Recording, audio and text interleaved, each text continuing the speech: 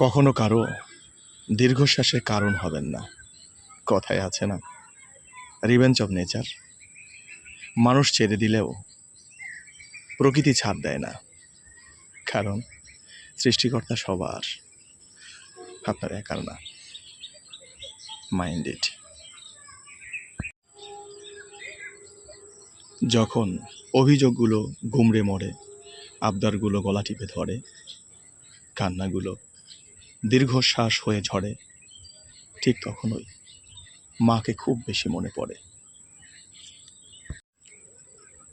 যখন কর্তব্য পথ আগলে ডাকে, চাহিদাগুলো বিবেক লুকিয়ে রাখে, একটা ছুটির আশা মনকে ব্যাকুল করে তোলে, ঠিক তখনই ছেলেবেলাকে মনে পড়ে।